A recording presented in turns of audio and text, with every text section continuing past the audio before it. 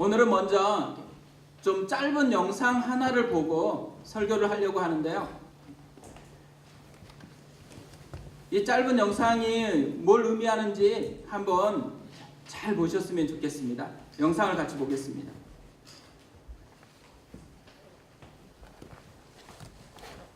자신의 키보다 높은 틴트를 넘기에 도전하는 한 학생, 힘껏 뛰어보지만 자기 가슴 높이밖에 닿지를 못했습니다. 두 번째 도전에선 허리 높이까지 뛰었다가 결국 또 실패하고 마는데요. 세 번째 시도 역시 틴트 위에 걸도 않고 말았습니다. 속상한 마음에 급기야 눈물까지 흘리는데요. 그 사이 아이를 향한 관중 속의 응원 소리는 점점 커집니다. 포기하지 않고 네 번째 도전하는 아이, 안타깝게도 또 실패했습니다. 그때 지켜보던 같은 반 친구들이 실패를 거듭하던 친구를 둘러쌌습니다. 서로 어깨를 두른 채 한 목소리로 힘차게 친구를 응원합니다. 친구들의 응원 덕분일까요? 있는 힘을 다해 뛰어오른 아이, 다섯 번째 도전 만에 이렇게 틴트를 넘기에 성공했습니다. 지켜보던 사람들 사이에서 큰 박수가 터져 나왔는데요. 누군가의 격려와 응원, 얼마나 큰 힘이 되는지 보여주는 훈훈한 영상인 것 같습니다. 격려라는 것은요, 이렇게 자기보다 훨씬 높은 장벽을 뛰어넘을 수 있는 힘을 줍니다.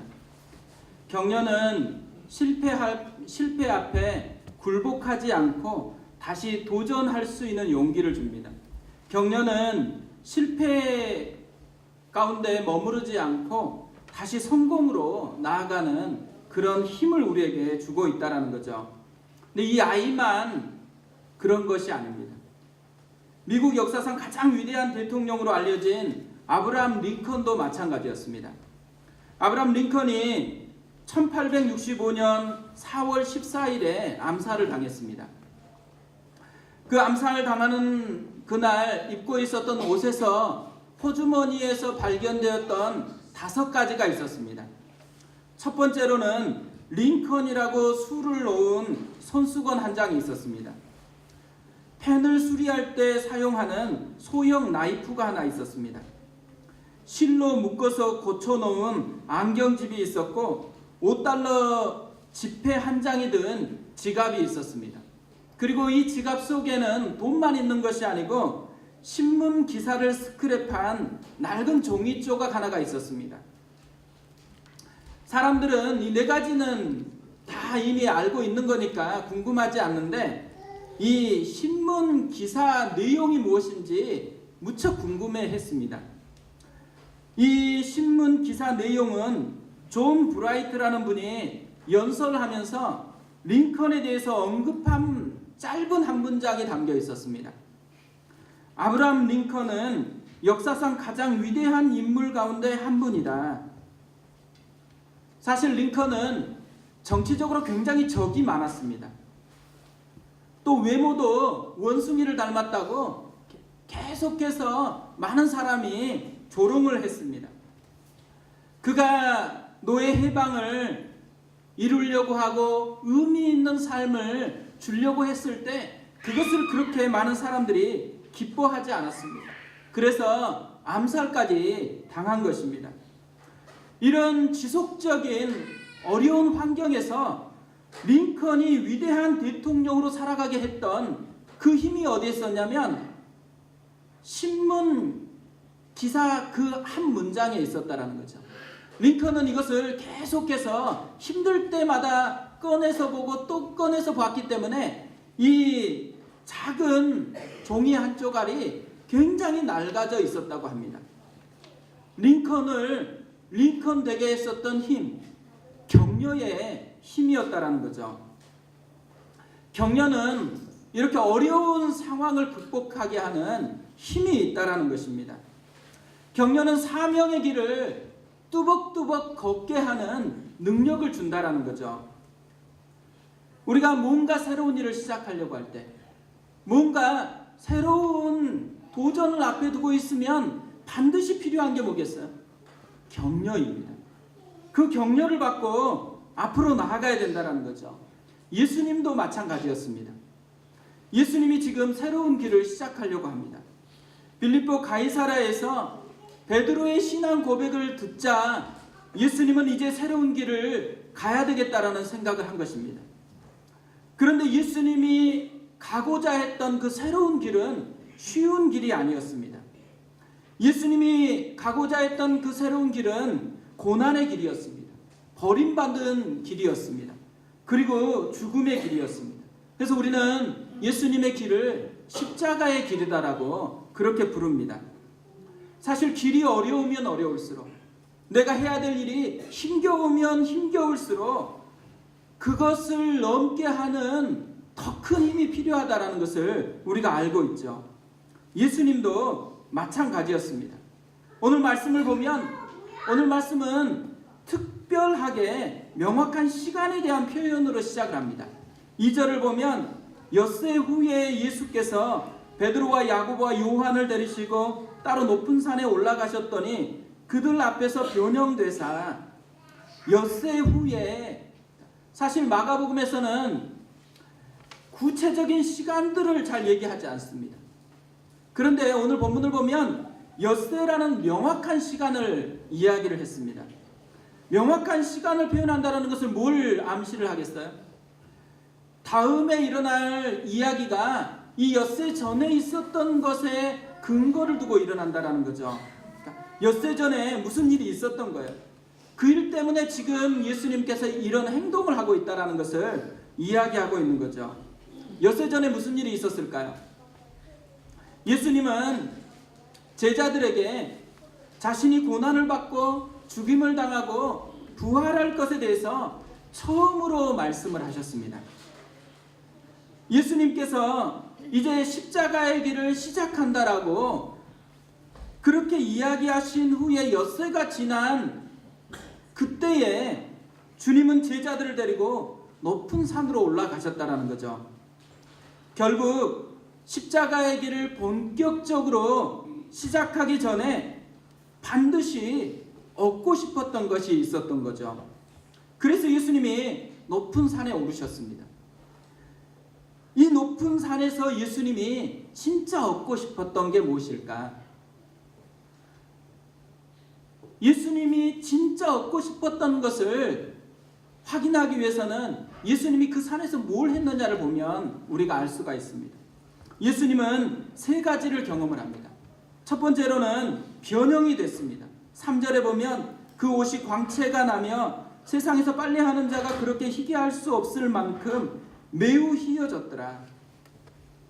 그리고 두 번째로는 모세와 엘리야와 함께 이야기를 나누었습니다. 4절에 이에 엘리야가 모세와 함께 그들에게 나타나 예수와 더불어 말하거늘, 이 모세와 엘리야와 함께 예수님 무슨 얘기를 했을까요? 마가복음에는 나와 있지 않지만 누가복음을 보면 별세에 대해서 이야기를 나누셨다고 합니다. 어떻게 죽을 것인지 이 죽음에 대해서 예수님이 이야기를 나누셨습니다. 마지막으로 예수님은 하나님의 음성을 들었습니다. 7절인데요. 마침 구름이 와서 그들을 덮으며 구름 속에서 소리가 나되 이는 내 사랑하는 아들이니 너희는 그의 말을 들으라 하는지라. 그리고 예수님은 이 말을 듣자마자 바로 내려오십니다. 이걸 종합해 보면 예수님이 얻고 싶었던 게 무엇이었을까요? 예수님이 왜 높은 산에 올라가셨을까요? 하나님을 경험하고 싶었던 것입니다. 하나님을 진짜 다시 또 새롭게 만나고 싶었던 것이죠. 그래서 온 몸으로 하나님을 경험하고 그 경험한 힘을 가지고서 이 십자가의 길을 다시 걸어가야 되겠다고 여기신 것입니다. 사실 우리는 뭔가를 요구할 때 자기 능력 이상의 뭔가 주어지면 좋겠잖아요. 그래서 세상에서는 뭐 아이언맨 같이 아이언 슈트를 입고 그렇게 나타나면 얼마나 좋겠어요. 근데 예수님은 아이언 슈트를 위해서 자기 가운데 뭔가 새로운 무기를 장착하기 위해서 가신 게 아닙니다. 예수님은 격려라는 옷, 격려라는 이 옷을 입고 이 길을 걷기 위해서 오르셨다라는 거죠. 저는 오늘 본문을 묵상하다가요, 예수님께 진짜 배우고 싶은 한 가지를 발견했습니다. 그건 뭐냐면 적극적인 태도예요. 원래 격려라는 격려라는 이 말은 수동적이잖아요. 남에게서 받는 것을 기본으로 여겨진 말입니다. 그런데 예수님께서 이 격려라는 것을 얻기 위해서 어떻게 해요? 수동적으로 기다리는 것이 아니고 적극적으로 높은 산에 올라갔다라는 거죠. 하나님께 적극적으로 나아갔습니다.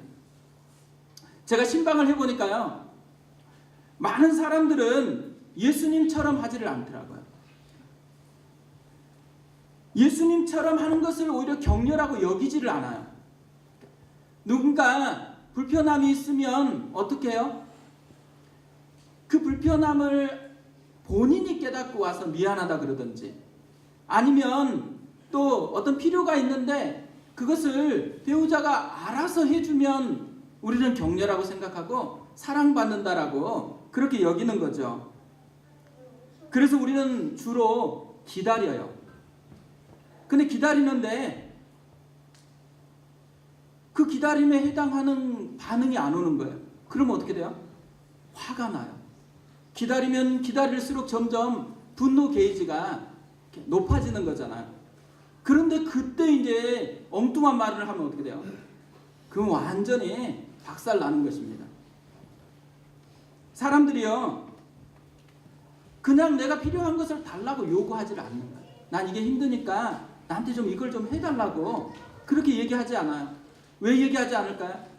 격려에 대한 그림이 다르기 때문에 그렇죠. 예수님이 생각하는 격려하고 우리가 생각하는 격려가 다른 그림을 가지고 있다는 거죠.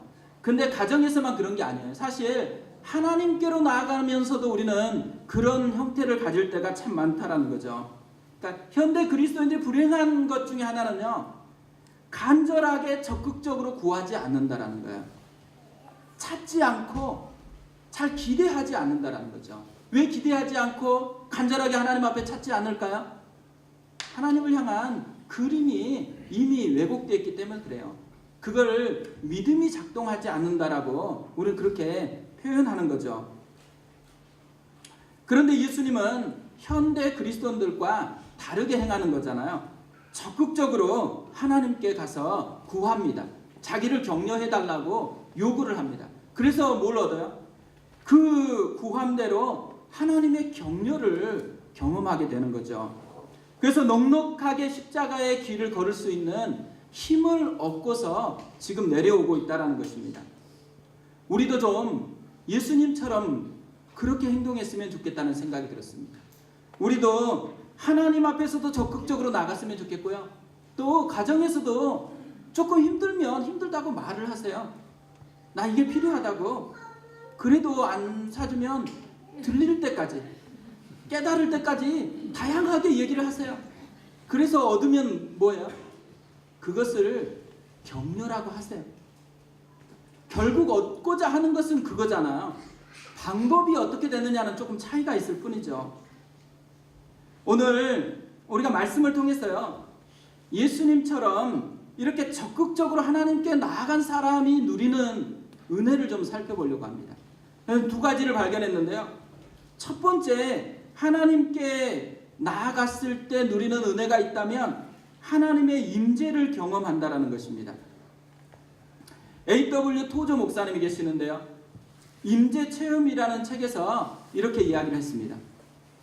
하나님의 임재에 갈망이 없는 것이 가장 악한 병이다. 수많은 사람들이 이 거룩한 갈망이 없기 때문에 어두운 길에서 방황하였다. 하나님을 향하여 기쁨에 찬 연모와 갈망을 느껴라. 하나님의 임재에 대한 연모와 갈망, 이것은 당신의 고통을 진정시키는 향기요, 당신의 영혼을 복돋우는 포도주가 되도록 하나님이 정하신 것이다. 이 영광스러운 하나님의 임재를 체험하라. 예수님이요, 산에 올라서 경험한 것이 바로 이 하나님의 임재였습니다. 예수님은 자신의 몸이 변형이 되면서 온몸으로 하나님의 임재를 경험하고 있다고 이야기를 하고 있습니다. 3절을 다시 보면요, 그 옷이 광채가 나며 세상에서 빨래하는 자가 그렇게 희게 할 수 없을 만큼 매우 희어졌더라. 옷이 광채가 났다 그래요. 이것은 그냥 옷이 바뀌었다라는 의미가 아닙니다. 예수님의 몸이 바뀌었어요. 예수님의 온 몸이 광채가 나는 몸이 되다 보니까 옷이 그 빛이 투영이 돼가지고 옷까지 광채를 그렇게 나타내고 있다는 거죠. 근데 오늘 본문을 보면요, 독특한 게 빨래하는 자가 있었다 그래요. 그래서 제가 찾아보니까 당시에는 진짜 빨래하는 직업이 있었다고 합니다. 그래서 이 더러운 것을 깨끗하게 만들려고 하는 그런 직업이 있었대요. 근데 오늘 본문은 그렇게 희귀할 수 없을 만큼 매우 희어졌더라 이렇게 얘기해요. 이 말은 뭘 우리에게 보여주고 있는 거겠어요? 사람이 그렇게 희귀했다라는 게 아니라는 거예요. 하나님께서 예수님 안에서 이 일을 지금 하고 있다라는 것을 알려주고 있는 거죠. 결국 예수님이 지금 온몸으로 하나님의 임재를 경험하고 있다라는 거예요. 하나님을 경험하고 있다라는 것을 알려주고 있습니다. 예수님만 그런 게 아니에요. 지금 제자들도 예수님과 함께하면서 하나님의 임재를 같이 경험하고 있습니다. 그래서 예수님의 이 변형된 모습을 보면서 베드로가 깜짝 놀래가지고 고백을 해요. 5절인데요. 베드로가 예수께 고하되 랍비여, 우리가 여기 있는 것이 좋사오니 우리가 초막 셋을 짓되 하나는 주를 위하여, 하나는 모세를 위하여, 하나는 엘리야를 위하여 하사이다 하니, 갑자기 뜬금없이 초막 셋을 짓겠다라고 그렇게 이야기하는 거예요. 여기서 이 초막이라는 이 단어가 스캐너라는 헬라어거든요. 근데 이 단어는 그냥 텐트를 의미하는 게 아니고요, 구약의 성막을 번역할 때 신약에서 주로 사용하는 단어가 이 초막이라는 단어입니다. 출애굽기 24장을 보면 모세가 하나님의 영광을 경험을 해요. 하나님의 영광을 경험한 후에 무엇을 만들까요? 하나님께서 성막을 만들으라고 합니다.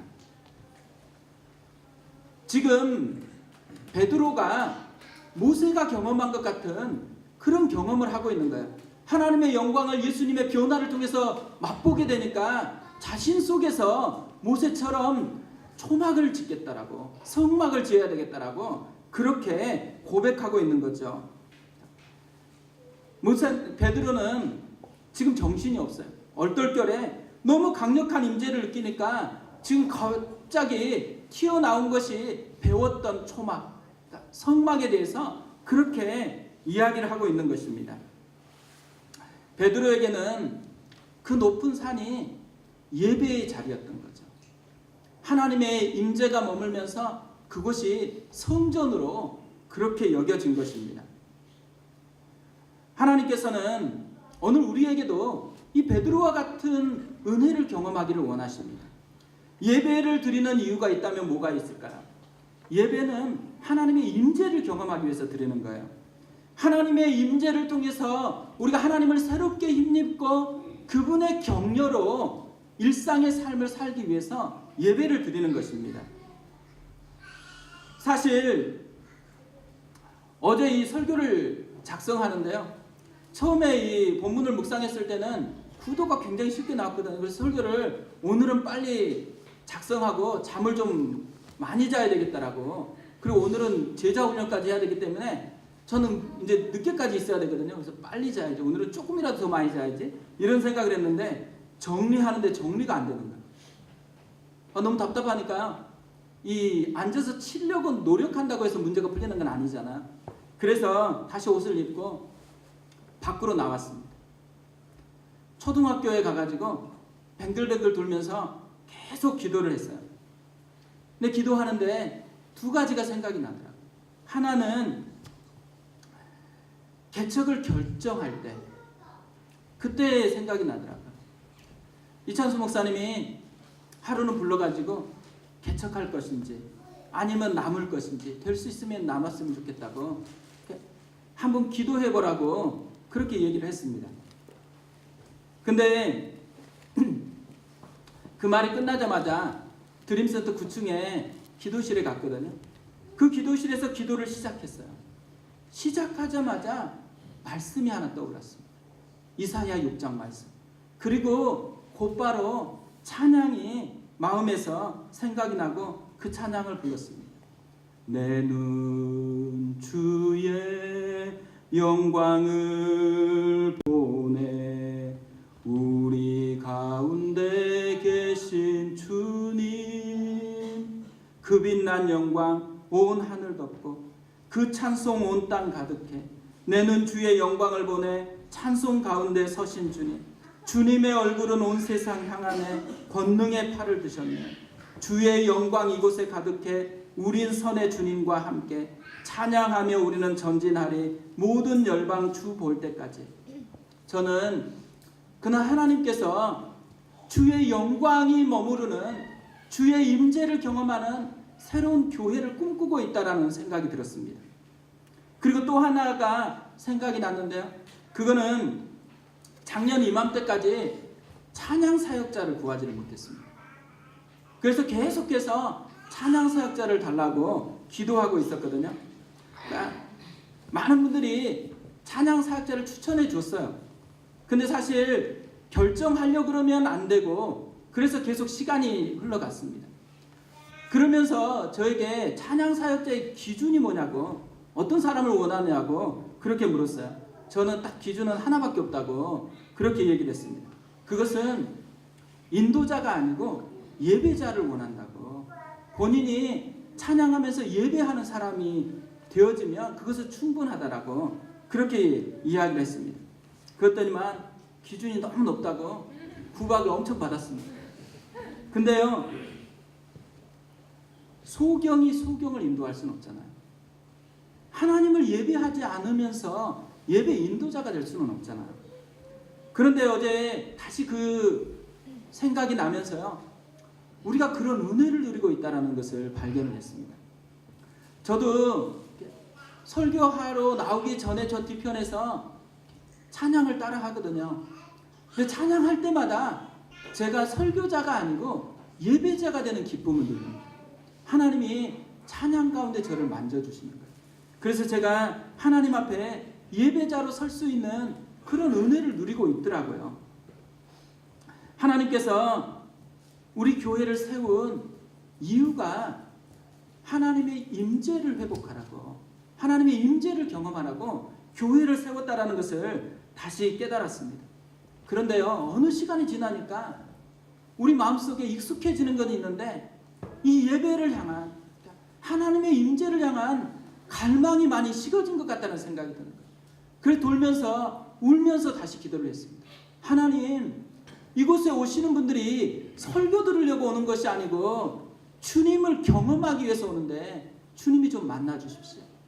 설교보다도 주님이 드러나는 시간이 되어질 수 있도록 은혜를 베풀어 주십시오. 한 사람 한 사람 삶에서 얼마나 힘든데 그 힘든 삶을 뛰어넘게 하는 힘은 하나님의 임재를 경험하는 것, 그분을 경험하는 것인데, 주님께서 다시 한번 우리 교회의 예배를 살려주시고 교회를 통해서 하나님의 임재가 회복되게 도와주옵소서. 그렇게 기도하고 다시 와서 설교를 준비를 했습니다. 두 번째로요, 하나님 앞에 가까이 나아갈 때 누리는 은혜가 있다면 하나님의 말씀을 듣는다라는 것입니다. 마틴 루터는 이런 말을 했습니다. 율법은 이것을 하라고 말하지만 되는 일은 아무것도 없다. 은혜는 이것을 믿으라고 말하는데 모든 일은 이미 되어 있다.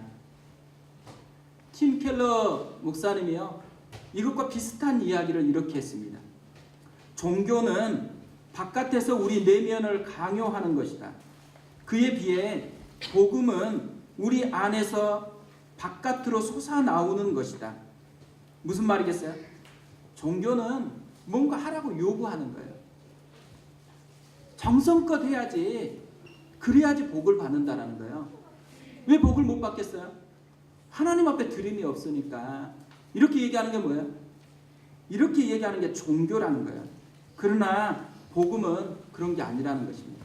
복음은 하고 싶은 힘을 준다는 거예요. 우리 안에서 주님을 깊이 만나면 그 만나는 은혜 때문에 뭔가를 하고 싶은 그런 마음을 주는 게 복음이라는 거죠. 그런데요, 이런 일이 예수님에게 일어났다라는 것입니다. 하나님께서 예수님에게 말씀을 하세요. 7절 보면 마침 구름이 와서 그들을 덮으며 구름 속에서 소리가 나되 이는 내 사랑하는 아들이니 너희는 그의 말을 들으라 하는지라. 우리가 보통 중요한 일을 앞두고 있으면 우리의 시선이 중요한 일을 잘하라고 얘기하잖아요. 시험을 앞두고 있어요. 그럼 애들한테 어떻게 얘기해요? 공부해라 그러죠. 시험 앞두고서 너 무척 힘들겠다. 좀 쉬어라. 이렇게 말하는 부모를 저는 많이 보지를 못했습니다. 근데 예수님이 지금 중요한 길을 가기를 원해요. 십자가의 길을 가야 돼요. 그러면 하나님이 우리 같으면 뭘 해야 돼요? 이 길은 너무 중요하니까 잘 가야 된다. 이렇게 얘기할 것 같잖아요. 근데 주님이 지금 듣는 말씀은 뭐예요? 하나님께서 너는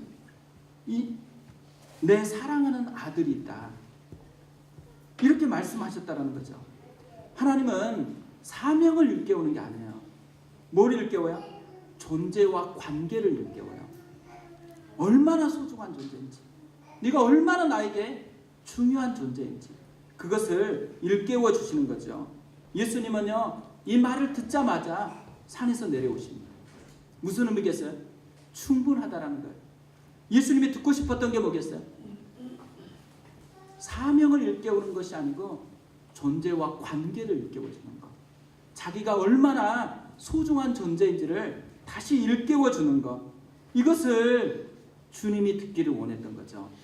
사실 예배는요, 하나님의 말씀을 통해서 이번 주에 뭘 해야 될지를 깨닫는 시간이 아니에요.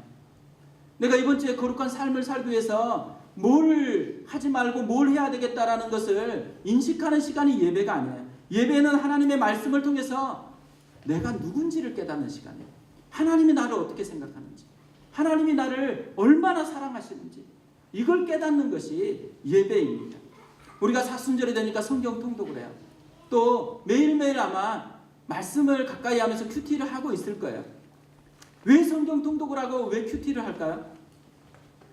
오늘 내가 해야 될 일이 무엇인지를 찾기 위해서 하는 거 아니에요.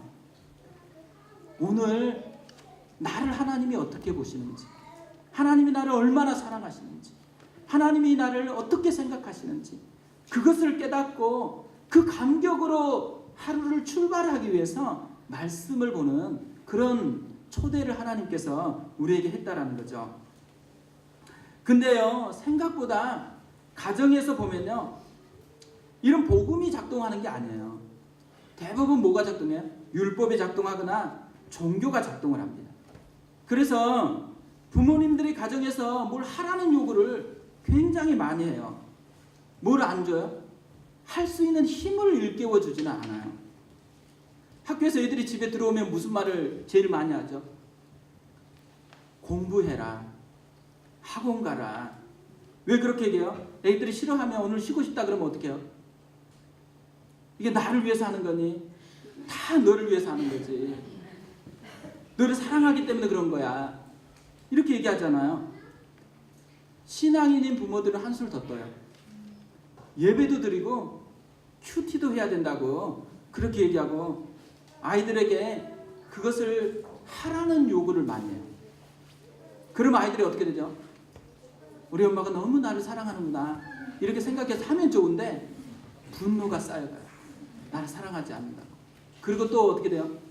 내가 이제 크기만 하면 내 마음대로 선택할 수만 있으면 절대로 성경은 안 보겠다고 생각해요. 교회 안 나가겠다고 그렇게 생각한다라는 거죠. 그러니까 사랑이라는 이름으로 독을 주는 거예요. 우리가 사랑이라는 그 언어로 자꾸 독을 주니까 독이 작동하는 거지 사랑이 작동하는 것이 아니라는 거죠. 사실 지난주에도요, 저희 집도 그러더라고요. 이제 방학 한참 지내고 나서 개학을 했잖아요. 개학을 하니까 방학 동안에 계속 TV를 봤었는데 갑자기 TV를 그만 봐야 돼요. 그리고 뭘 해야 돼요? 자기가 개학에 맞게 삶을 다시 살아가야 되잖아요. 그래서 계속 밤늦게까지 TV 보고 있으니까 TV를 그만 보라고 했습니다. 그러자 갑자기 얼굴이 어두워지고 반항을 하고 그 삐졌어요. 그래서 데리고 갔습니다. 데리고 가서 너에게 TV를 그만 보라는 것은 네가 TV 보는 것이 싫어서가 아니고 네 안에 TV를 그만 볼 수 있는 능력이 있다는 걸 한번 체험해 보라고 그렇게 얘기하는 거야. 괴변 같죠? 하나님이 너를 너무 사랑해가지고 너 안에 보물을 잔뜩 심어줬어. 근데 너는 지금 네가 하고 싶은 이 욕망이라는 쓰레기밖에는 활용하는 것 같지가 않아서 그래서 그게 안타까워가지고 네 안에 진짜 보물을 한번 써보라고 그 기쁨을 한번 느껴보라고. 그래 너는 절제할 수 있는 능력이 있어. 능력이 있으니까 그걸 써보라고 그렇게 하면서 지금 TV를 그만 보라는 거야. 사실 진짜 괴변 같지만요. 그게 진짜 사실이에요. 하나님께서 지금 예수님께 하는 메시지가 이런 거예요. 예수님이 능력이 있다는 거예요. 하나님의 자녀고 하나님이 충분히 힘을 공급한다라는 거죠. 그러니까 그 힘을 활용해보고 맛보면 된다라는 거죠. 그걸 예수님이 깨달은 거예요. 그래서 그 말을 듣자마자 내려왔습니다. 근데 이걸 예수님만 깨달아야 되는 게 아니잖아요. 제자들도 이 말을 깨달아야 되는 거예요. 사실 오늘 말씀은 하나님이 들려주신 이 말씀의 대상은 예수님이 아니에요. 하나님께서는 이는 내 사랑하는 아들이니 그의 말을 들으라고 그러잖아요. 제자들이 이 말을 들어야 된다라는 거죠. 그래서 제자들 속에 지금 정신이 없어요. 너무 갑작스러운 임재를 경험하고 환상을 경험하니까 지금 정신이 없어가지고 뭐가 뭔지를 잘 모르고 있어요. 그래서 하나님께서 뭐에 집중해야 되는지를 다시 정리를 해주는 거예요. 그래서 이 정리를 통해서 쓸데없는 것에 마음 두지 말고 예수님만 보고 예수님과 함께하면 충분히 너희들도 이 사명의 길을 걸을 수 있다는 것을 알려주신 거죠. 그래서 8절을 보면 문득 둘러보니 아무도 보이지 아니하고 오직 예수와 자기들 뿐이었더라. 마태복음에서는요 이것을 이렇게 표현했습니다. 마태복음 17장 8절에 제자들이 눈을 들고 보매 오직 예수 외에는 아무도 보이지 아니하더라. 사실 저는 이 본문을 묵상할 때마다요 대학생 때 들었던 설교 한 편이 생각이 나요. 대학생 때 저희 선배님 중에 한 분이 오셔서 간증을 담은 설교를 하셨습니다. 근데 본인은 이 본문을 통해서 비전을 발견했다는 거예요. 그러면서 본인이 비전이라는 단어를 정의하는 것을 이렇게 이야기를 하셨어요. 비전이란 오직 예수만 보이는 것이다. 근데 저는 그 말이 너무 가슴에 이렇게 꽂혔습니다. 제자들이 지금 엘리야도 보고 모세도 보고 환상도 봤지만 어디에 마음을 둬야 된다는 거죠. 예수만 보고 있으면 예수의 길을 걷기만 하면 충분하다라는 거예요. 그 길을 걸으라고 초대한 것이라는 거죠. 훗날 베드로는 이날 사건을 기억하면서 베드로 후서에서 이렇게 썼습니다. 베드로후서 1장 16절 18절인데요. 우리 주 예수 그리스도의 능력과 강림하심을 너희에게 알게 한 것이 교묘히 만든 이야기를 따른 것이 아니요 우리는 그의 크신 위엄을 친히 본 자라. 지극히 큰 영광 중에서 이러한 소리가 그에게 나기를 이는 내 사랑하는 아들이요 내 기뻐하는 자라 하실 때에 그가 하나님 아버지께 존귀와 영광을 받으셨느니라. 이 소리는 우리가 그와 함께 거룩한 산에 있을 때에 하늘로부터 난 것을 들은 것이라. 예수님이 왜 베드로와 요한과 야고보를 데리고 갔을까요? 이걸 경험하라고. 그들도 주의 길을 걸어야 돼요. 그런데 격려해주고 싶은데 그냥 말로 격려하는 것이 아니고 이걸 체험하라고 이들을 데리고 갔다라는 거죠. 지난주 수요일인데요. 저희가 수요일 오전에 기도회로 모이고 있습니다. 지난 수요일 날 오전에 설교를 한 후에 기도를 인도하는데요. 갑자기 로마서 5장 5절 말씀이 생각이 나는 거예요. 소망이 우리를 부끄럽게 하지 아니함은 우리에게 주신 성령으로 말미암아 하나님의 사랑이 우리 마음에 부은 바 됨이니. 성령으로 말미암아 하나님의 사랑이 우리 마음에 부은 바 됨이니. 이 표현이 너무 강력하게 저의 마음을 붙드는 것입니다. 기도하는 내내 이 하나님의 임재 속에 거하고 싶은 거예요. 하나님이 얼마나 우리를 사랑하시는지 그 속에 깊이 거하고 싶은 거예요. 그래서 계속 기도를 끊이지 않고 하고 싶은데요. 근데 계속 기도하다 보니까 사람들의 소리가 점점 적어져요. 그리고 힘들어하는 것 같아요. 그래서 할 수 없이 기도를 멈추었습니다. 그런데요, 끝나고 나는데 너무 아쉬운 거예요. 계속 가슴 벅찬 거예요. 성령으로 말미암아 하나님의 사랑이 우리 마음에 부은 바 됨이니. 하나님께서 우리를 진짜 격려하기를 원하세요. 우리가 살아가는 것이 얼마나 힘든지, 그리고 그 삶 속에서 주님을 닮아가고 주님과 함께하는 그 삶을 살아가는 것은 더 얼마나 힘든지 주님께서 그것을 알고 우리를 격려하고 싶어요. 그냥 말로 격려하고 싶은 게 아니고요, 진짜 체험을 하기를 원해요. 그래서 제자들이 예수님을 따라간 거예요. 그리고 예수님도 온 몸으로 그것을 경험했어요. 하나님의 임재를 경험하기를 원해요. 하나님의 말씀을 경험하기를 원해요. 그 말씀을 통해서 지금도 나를 사랑하시는 하나님의 마음, 나를 하나님이 어떤 존재로 불러주셨는지 그것을 깨닫고 그 은혜를 힘입고서 일상을 살기를 원하십니다. 가정에서요, 우리가 가장 먼저 해야 될 것이 있다면 이 하나님의 임재를 아는 것입니다. 그리고 이 하나님의 사랑을 느끼는 거예요. 그 사랑으로 부부관계를 갖고 그 사랑으로 자녀를 양육하는 거예요. 직장에서도 마찬가지입니다. 주님이 그곳에도 함께, 그곳에서도 격려하기를 원해요. 그 속에서 하나님이 이곳에 나와 함께하고 있다는 것, 그걸 힘입고서 일상을 살아가기를 주님이 원하시는 거죠. 그래서 베드로가 고백하는 이 고백, 그의 크신 위엄을 친히 본 자라, 이 은혜가 우리에게 있었으면 좋겠습니다. 이번 한 주간 주님의 이 격려하심을 깊이 누리는 그런 한 주간이 되셨으면 좋겠습니다.